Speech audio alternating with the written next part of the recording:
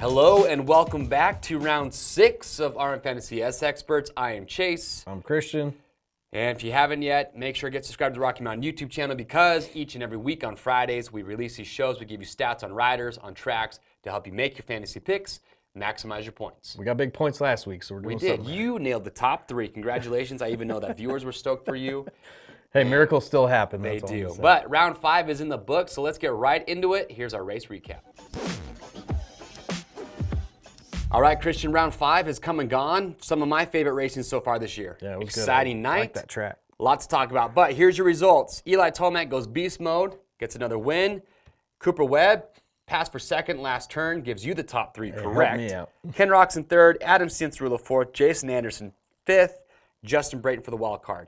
Dude, we'll talk about it. I think like over almost 40% of people had Freeze in the wild card. A lot of people. It was looking that way. If you look at the lap chart, Freeze was in 13th for what, laps 12 to 15? He was chilling in 13th for a while. Right towards the end of the race, too. Just dangling it in front of us. And then, but no, good on him, I guess. But let's talk about your favorite moments from the race. What do you got? Well, you got to talk about this man, Blake Baggett, just going full Tom Petty, where he won't back down to Tomac at all. Yeah. Battling him in that heat. That was awesome to see. Now, Blake did have a rough night. Yeah. But if you stick around a little bit later, we actually have Michael Byrne calling in, who is the team manager for the Rocky Mountain team.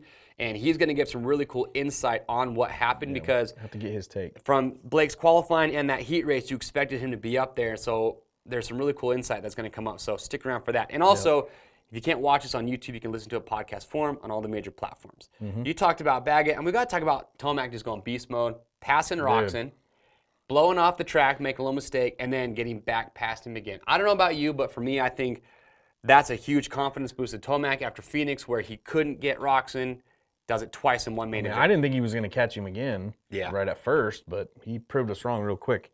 Then you got to talk about Barsha having engine problems. Yeah. The frantic engine swap. He was stressing. Yeah, and they changed that thing in like crazy. 15 minutes or less. But here's the real question, though. One of the highlights, obviously, was Webb passing Roczen in that last corner. Yeah. So who's got more momentum right now, Tomac or Cooper Webb? I don't know. Tomac obviously won. question. He's feeling good about it. But do you think Cooper Webb is now thinking, I've just shown you that late in the race I can chase you down. I'm now the guy. Or do you think Ken Roczen's like, I won't let that happen again? I would say Tomac has the most momentum of anyone right now. Okay.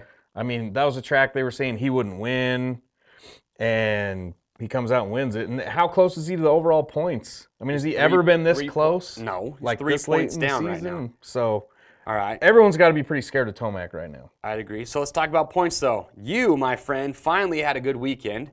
80 points. That is good. I had 51. What about picks and user stats? 46% still had Tomac to win. 66% had AC in their top 5. So Wow. keeping the faith. They haven't lost the faith, yeah. No. We had 16 perfect scores, too. So back-to-back weeks with perfect scores. 70% had at least one pick right. So the points were looking good last week. And like we said earlier, 34% had Freezy in the wild card. Yeah, only 2.6%. Yeah. And it was weird for Brayton. He had to have issues. You just and don't things feel like happen Brayton's a to fall 13th out. place guy, but It's not a normal race for him. I heard he, had some issues there and bumped into some riders. So there it is. That's your race recap. Now we got San Diego coming up, which is I think one of just about everybody's favorite race because it's a military appreciation night. Yeah. So let's get right into it. This is Track Trends. All right. So with Track Trends this year, first we got to dive back for last year's San Diego, which it was a mutter. Yeah, how can we forget But what how happened? can you forget it? What was it, Christian? It was Limegate. There was issues with the Burns and the bikes. My absolute favorite memory of that race is when, I can't remember the guy's name. You got to give the shout out to our boy. There was a privateer who literally seconds before the gate dropped, rips his goggles off in a mud race and still goes barreling down the start straight. I mean, I need some of that We need to motivation get in my that life. guy on the phone and ask, what the heck Has were you anyone doing? seen him since? Like, Is he blind? dude, that was the craziest thing. Oh, ever. gosh. But your results were Tomac, Muscan, Roczen, Bogle, Reed. So pretty big mix-up there. Roczen 2 years ago with Webb, this is where he got his arm stuck in that swing arm. So a little bit of history there. Yep. But anyway, this year, no rain in the forecast last time I checked, which is exciting because mud races, let's be honest, just aren't that exciting. I don't mind them, but. Yeah, but this race, here's what I'm excited about with the track. You got lots of triples, but there's 2 whoop sections with a 180 turn in between them. And then ends in the sand section. wild. But we'll see how these break down because, as we've seen, the whoops are not Webb's strong point. So is it going to be the Achilles heel, or is it not going to be really coming into play? Because last week the whoops were almost bumps by the end of the night. So, but anyway, that was San Diego last year. This year, it's looking like it's going to be a good race. It is Military Appreciation Night, so you are going to see some really cool limited edition kits that come out every year. Love that. Pretty pumped for those. But we got to talk about it. Roxon's still your points leader, but only by 3. It's close. So let's get right into it. Here it is. This is Top Contenders. So we got the top contenders listed out by the overall points. Right now. So, yep, we got Roxon, Tomac, Barsha, Anderson, Webb. Barsha's still in 3rd, which is crazy to me. Yeah, it seems like he's been Webb's still in slipping, 5th. but he's still there. He's still within range. Yeah, so. 6th place saved him last weekend. Yeah. So let's start with Ken Roxon. Out of 7 main event gate drops this year, his average start is 2.14, which is unbelievable. Really, I mean, the closest guy to him is Anderson at 5.14. His starts are, yeah. So he's got the starts dialed. Okay. He still has the best average finish per gate drop at 2.14 as well. So he's killing it. Has won 4 out of the 7 main event gate drops, Triple Crown rounds included, or Triple Crown mains. Okay. He's the only rounds he hasn't finished 1st or 2nd at are the ones he's qualified worse than 4th at. So watch that with him. Okay. And he's gotten a whole shot in the last 2 standard rounds and had one at Glendale in one of the Triple Crown mains. He's led laps in the last 4 rounds. I mean, he's going to be up front at some point in the race. Okay. Took 3rd in San Diego in 2019 and ended his season there in 2018 after, like we talked about with Webb. So. All right. Now, Eli Tomac, the beast mode. So he's won the last 2 standard rounds. He's qualified 2nd at every round. That's weird. Right behind Adam Stancerulo. That's so weird. Well, I don't think he cares much about that. No. He's led laps in the last 3 rounds, and he's won in San Diego last year. DNF there in 2018 after colliding with Roxon off the start. And in standard rounds, he has the 9th best average start. So his starts got way better last weekend. He was good on the heat race and the main, which I was pumped to see. But can you count on that going into San Diego? I don't know, but what we've seen so far, though, if you look at all the races, Tomac's the only guy who even this year has proven he can start way back in the pack like A2. He's a threat no matter where he is. Okay. I mean, over the last 4 main event gate drops, Triple Crowns included, his start's been 5.25. So not as bad. All right. He's improving. Now, Justin Barsha. Justin Barsha, his last 3 overall finishes are 6, 5, and 9. Still in 3rd in points. Has only gotten a start better than 10th 1 time over the last 5 main event gate drops. What is going on? Though. He did look better last weekend, but what WTF, Barsha? I think figure this out. It was kind of boiling over with the engine deal. He looked pretty upset. Well, he's 3rd in points right now, but you have to know if you're Barsha, if you don't start getting podiums and more wins, like you're not going to be. We want to see him up there. You're not going to be in the championship hunt if this is the trend you got going on. That's right. He's only made the top 5 this year when qualifying 8th or better. And has the exact same average start as Tomac per gate drop. So, jeez. And he DNF'd last year, took 8th in 2018 at San Diego. And he's tied with Anderson for the 3rd best average finish in standard rounds. So, really, him and Anderson have been really equal everywhere you look this year. So. Interesting. But Anderson, if you look at his results, he's been much more consistent. He's the only rider who hasn't been out of the top 5 yet. So, yeah, he's got the same average start and finish as Barsha. What's crazy is he hasn't led a lap this year, which you think he's the best rider to not lead a lap. Well, and I mean, it's between him and Webb. Webb has not led a lap this year? Webb hasn't led a lap. And I would say Anderson has done better. Yeah. I mean, over the top first 5 rounds. And what's crazy is Anderson has only taken 3rd and 5th this year. So he's taken... There's our advice. Put him there. Yeah, he's taken 3 5ths and 2 3rds. And his qualifying... he's qualified 5th this year. Both times he's done that, he finished 5th in the main. So he's finishing right around where he's qualifying. Yeah. But in 2018, San Diego, that man was on a different level. That was when him and Roxon were battling back and forth. Seeley. Or him and Seeley. Yeah, that's right. If you go watch that, that was like a sight to see how fast and clean he looked there. So right on. Could be his round. I don't know. Could. All right. Now, Cooper Webb. Cooper Webb, his last 3 overall finishes, 2, 4, and 3. His last 3 main event starts, though, going back to the Triple Crown, 4, 2, 2. He's getting better. Yeah. He's kind of turning into the Webb that we saw last year where you can always count on him to be up in that top 5 area. Yeah, I agree. He's been in the top 5 every round this year except St. Louis. The double whoop section is what we have to kind of watch with him. See how he looks. Look at his qualifying. He was much higher up on the board in qualifying last weekend, and that translated into a good main. So watch his qualifying there. Well, he's taken the podium in both rounds that he's qualified 6th or better at. So that's his tipping. But you got to go back to that stat that I cracked last week, and this goes back to last year. Webb he's won one race dating back to all of last year. He's only won one time where he started outside the top 3. Yeah. So this guy's got to get that top 3 start. Well, he chased Roxon down and passed him. But he was up there at the start, but he didn't win, though. I'm saying he's only won. Yeah. I don't care if he gets second. So he might be a scarier first place pick is what you're saying. Yeah, I just don't know yet. Okay. But there you have it. Those are your top contenders. But now let's talk about them because we got some weekly spoilers. Some have cracked the top 5 already. Some haven't, and it's only a matter of time. So here it is, weekly spoilers. All right, so for this week, weekly spoilers, we've only got 3 up here because I think by now we've seen a good enough trend that you know who's, right around that top 5. I think some riders we're still going to see do it, but right now, here's the safer bets. Adam Cianciarulo. What's crazy, though, is he's only had 2 top 5 overalls this year. Despite A1 being in the Oakland. fastest qualifier ever. He's qualified, that's crazy to me. But he's got the second best average start of 5.14 gate drop this year. So after last weekend, I think he's a safe pick to put in your top 5. People should stop. Everyone put Anderson in your top 5. Okay? But yeah, he's one of the 5 riders to lead laps in the standard round this year. So he's led laps. That's huge. A1, yeah. I mean, there's other riders big that have. Now, I'll just say this real quick because you're going to talk about Osborne. Blake Baggett. I have no stats to back this up other than this man was on rails last weekend. This is a gut pick. He's got the speed. If this man just gets a start in the main event, he will finish in the top 5. He's just had a string of bad luck. It's got to even out at some point. Okay, he's fast enough to do it. Baggett's like my gut pick, but I don't really have a lot to back it up because the stats will not confirm that. What about Osborne? Let's go to Osborne. He's had a rough couple rounds. He even almost seems risky after last weekend. Yeah. Like, what was going on? Even with a great start, he's fading back. I don't know what's going on. In the heat race and the main event, just backwards. I mean, his overall results the last 2 rounds, 11 and 18th. He's been getting solid starts, though. Yeah. In standard rounds, his starts are 5, 3, 1, and 13. Not a bad. I don't know what 13th was all about, but yeah. Has made the top 5 this year, even after qualifying as far back as 17th. So you can never really write him off. But yeah, can he not make a mistake or not fade? Or take out another rider in the main event? This man has had some.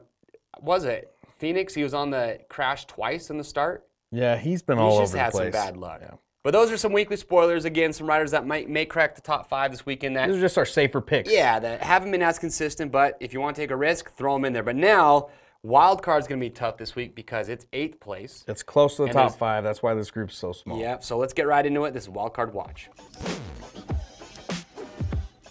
All right, so with Wildcard being 8th place this week, here's your riders we got up on the table. We got Malcolm Stewart, Justin Brayton, Blake Baggett, who I just mentioned is a gut pick for the or for a spoiler, Justin Brayton, and Dean Wilson, who had a really good ride last weekend. There's no knock on these guys. It's just the Wildcard's close. Well, think about it. Malcolm Stewart, Blake Baggett, Justin Hill, Dean Wilson have all won either a Supercross Lights title or an outdoor championship. That's what I'm saying, how stacked this field is. These guys are freaking good riders, and Brayton's won a main event. But here's some stats.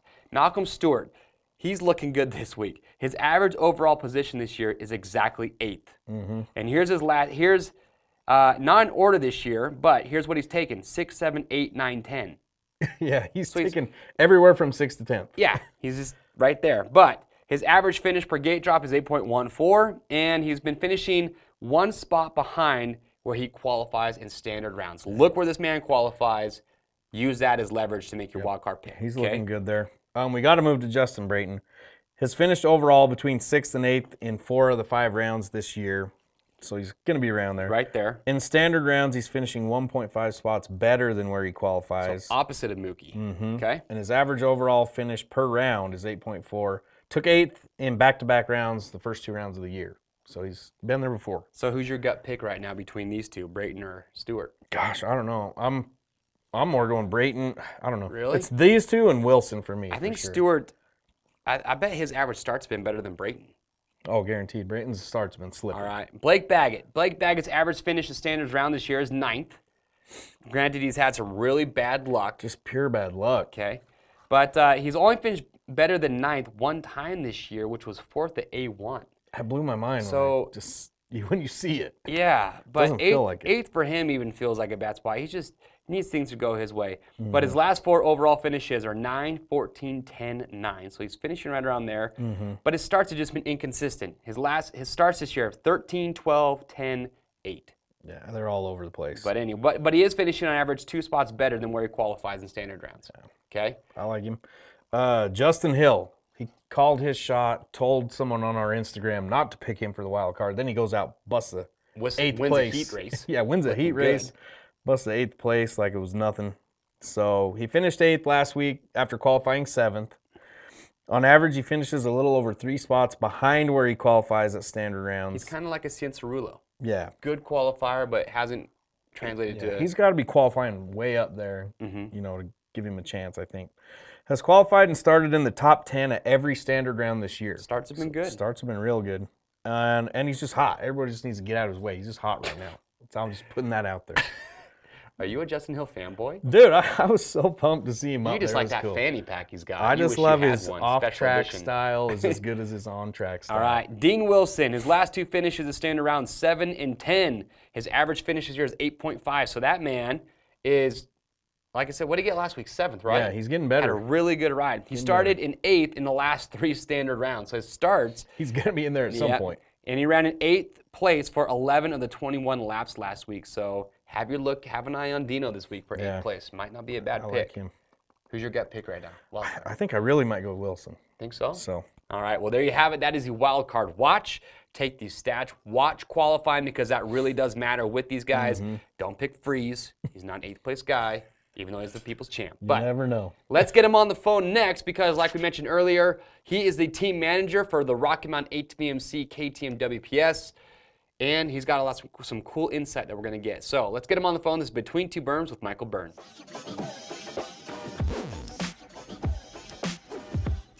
All right, so here he is on the phone, Michael Byrne, the team manager for the Rocky Mountain ATV WPS KTM team. Michael, what's going on? What's happening, boys? Oh, just talking fantasy, talking racing this weekend. So nice. You're over in Florida right now. Now, Michael, we got some questions for you that I think you're going to be able to have some good insight as a team manager. The first question we have is, so far this year with Blake and Justin, we don't feel like we've seen the results that I know you and the team and all the fans were kind of expecting. We saw Blake have a great ride at Anaheim 1, but when a rider like Justin or Blake has a bad race, say like Baggett this last weekend where he's challenging for the heat race win and then finishes just around top 10, what's the process after the race? Like, what's the conversation that you guys have, and how do you help a rider like Blake, who I'm sure is already hard on himself, kind of keep that confidence and have a better result the following weekend? Well, it just obviously depends on how the whole day went, really. I mean, if, like, with last weekend, qualifying was much more improved for Blake last weekend than what it's been. Obviously, the heat race, he had a shot at winning and was battling, and the main event was literally came down to, just an error on the start. And, there's always holes out in front of the gate that are usually pretty nasty come the main event, so qualifying is important, and he felt like he had a good gate, and, he literally, had a good jump off the start, and instead of wheeling over that little hole and getting it driving, he literally got a little wheel spin on the plastic, and the front dropped into that hole, and literally within that 10th of a second, it was over, as far as a good start goes. So, he went around the first corner in 18th, made some good moves the first couple laps, but, still buried, so. Yeah. Coming through the pack, he still had the second fastest lap of the main event, even in traffic. So speeds there was just, by the time you get up to the front group of guys, they're gone. You're literally 20 seconds behind the leaders. So yeah. And at that point, then the track starts to break down a lot. So if you're battling with people trying to make moves and you're trying to get by a couple of guys, the track doesn't really allow a lot of that at the, after you're halfway into the main event, because the track just goes away, and, it only really works to make moves like quick moves as if you're in that front pack, kind of like pushing the pace like the heat race was, So, Right. I mean, after last weekend, there wasn't really anything to say. Like you said, as after being a rider myself, and you can read your guys and see the look on their face and just see how upset they are with what just happened and stuff. So they don't need me jumping on their back telling them, hey, you screwed up your start. And that's something that he pretty much already knows. Mm-hmm. Yeah. You take all that information and be like, look, we executed all these things well tonight. We made one mistake. So let's try and adjust that for next week and try again, Yeah, I think it's still a lot of races left. Yeah. I just think it's amazing how Blake's tire hitting that hole at the start gate. That's something as a spectator you'll never see, and it blew my mind. Just like the smallest little thing that can make you be a podium guy one night to, like Blake, 18th around the first start. Like it's pretty amazing how small of a mistake can just mean there goes a race for you. Yeah.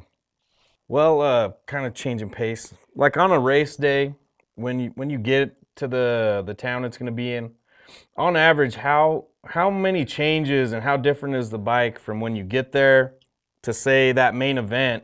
And what are the steps of actually having a change and make it to the bike after like a practice or a qualifying?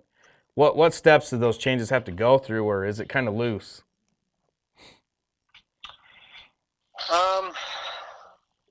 It's, I don't know, you always have a base setting per se, so something that you've worked on all off season, but then you also have a bunch of stuff that you've tested all year, all off season also, and wrote down notes and have information on, so that when you get to the track, I mean, the test track and tracks you test on every time is the same surface over and over and over. So Yeah. You have it dialed in for that, but then when you come to a race event, every weekend's got different dirt. The track is freshly built, so it obviously breaks down more than any test track does. So the biggest thing is just in the off season is just to try and get all the information you can on different parts, and whether it was good or bad at the test track, at least you know what it does. And then, I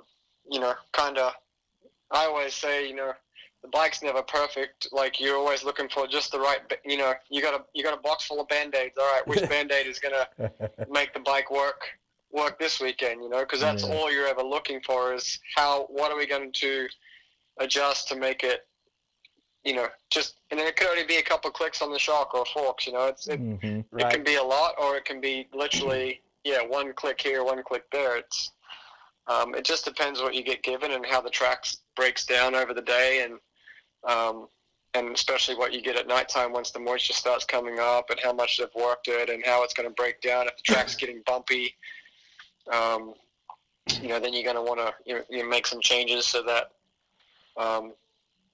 the guy can go 20 minutes wide open, because sometimes when you get there, the bike might be a little stiff, but that's probably great for qualifying because you're only looking for that one lap heater. Yeah. So, the guys can send it for one lap. Could they ride it for 20 minutes? No, but it's built for speed at that point, And then as you get through the day and talk to the guys and see how it's breaking down, and then you try and make the right adjustment for the main event.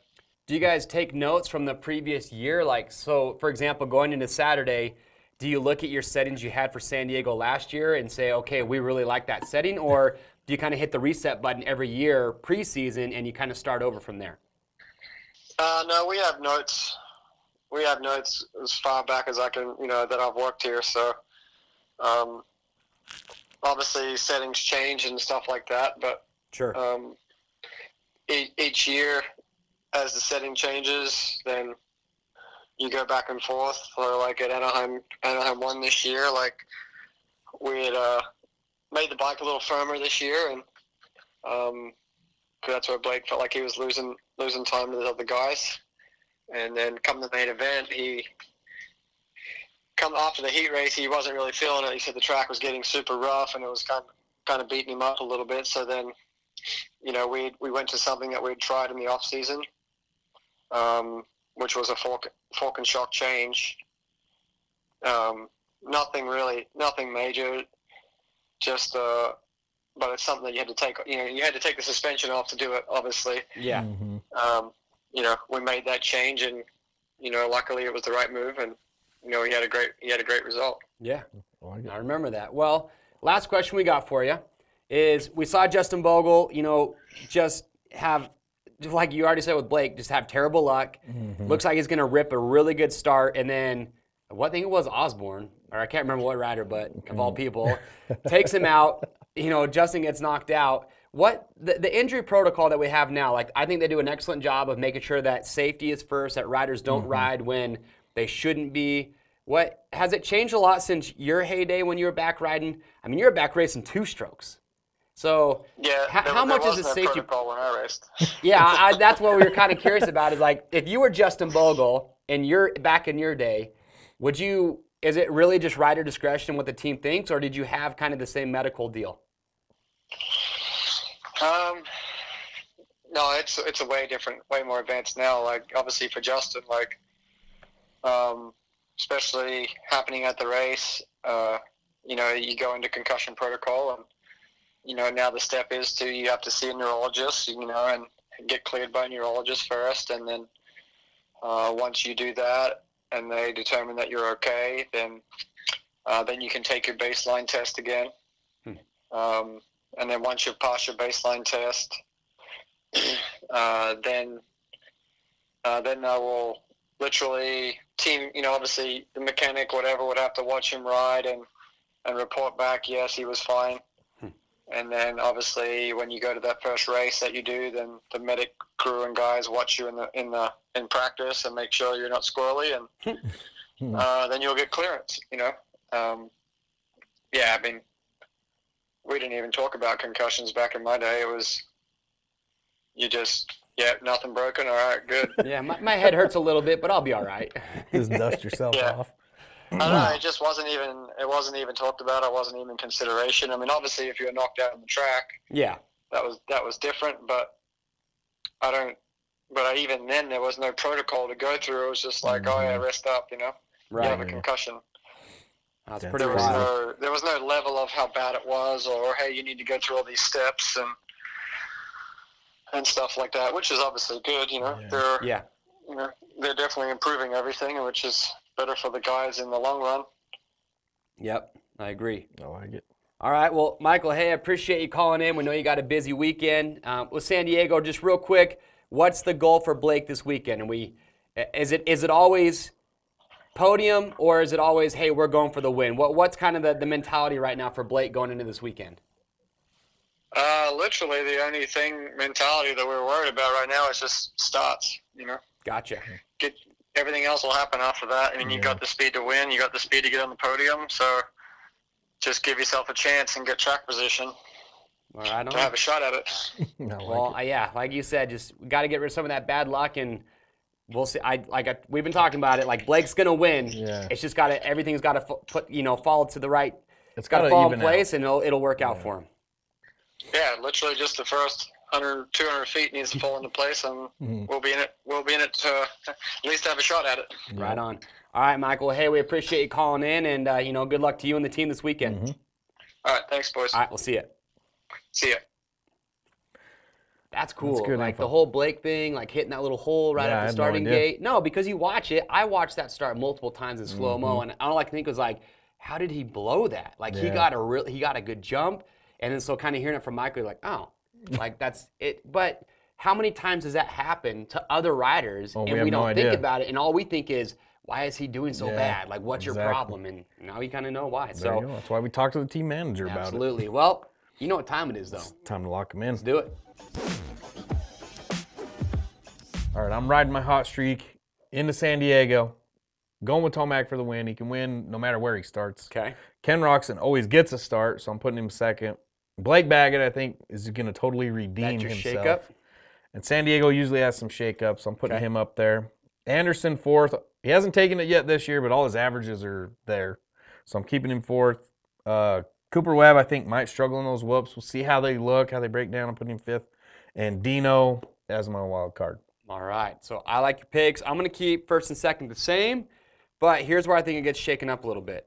I think Baggett's a top 5 guy, but For whatever reason, I'm taking Webb out. I don't know why. Anderson's just been so solid. I'm going to put him in third. And I'm going to go Adam Cianciarulo for fourth, like he got last week. Baggett, I like my top 5. Dino is out for my wild card, and I am going Malcolm Stewart.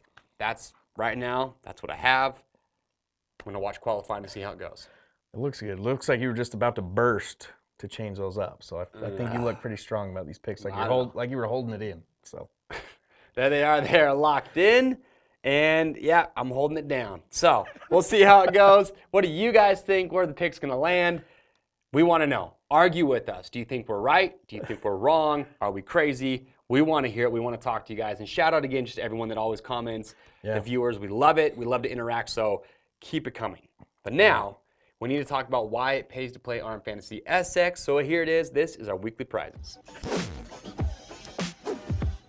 All right, so now let's talk about why you want to be playing RM Fantasy SX. First, shout out to John B., the winner of that signed number plate from a couple weeks back. He was pumped. He is pumped. So here we go. First place, Shoei VFX Evo helmet. Second place, 2 sets of Bridgestone Battlecross tires. We got a $400 charity spending spree. More prizes from PivotWorks, Pro Honda, Fox with their Shutter roller bag, 100% goggles, Fly Casual, Mobius, braces, and Bell MX-9 with nibs. That's right. And that's just the weeklies plus 90 Rocky Mountain gift cards. Yep. But for the day ones, going for that overall, first place at the end of the year was going to win a KTM 450 SXF Factory Edition. Second place, KTM 250 SX. Third place, Monster Energy Trip giveaway. Fourth place, Dunlop tires for a year. Fifth, Alpine Stars gear and casual spending spree, then Tusk Impact Wheels, Honda Generator, Fly Racing gear package, Milestone Video Games, Supercross 3, 4K TV and console. Yep. Be nice. Motion Pro tool package, and Oakley goggles and sunglasses. So there you go. A lot up for grabs still. I think for the first time ever, more people want second place than first. That's all I keep hearing the buzz about. Yeah. So well, there you have it. That's why you want to be playing RM Fantasy SX. Now keep in mind. One more. What's that? We got another special for the SXperts out there. This one's pretty nice. What do we got? You can get Tusk Recon hybrid tires, only $49.99, limit 2. Use the offer code Tusk Recon on the website this weekend. Nice. All right. Well, there you have it. That's why you want to play RM Fantasy SX. Now remember, even if you're just signing up this week, weekly prizes are week-to-week basis, so you don't have to be playing the entire year. So you always have a chance to win an amazing prize. So get signed up. And remember, go to RMFantasySX.com, create your free account, make your picks, pick the wild card, and have a blast watching the races. Join our group, RM Fantasy SXperts. Yep. Create your own, join other people's groups. Just makes it even that more exciting. I am Chase. I'm Christian. We'll see you next week.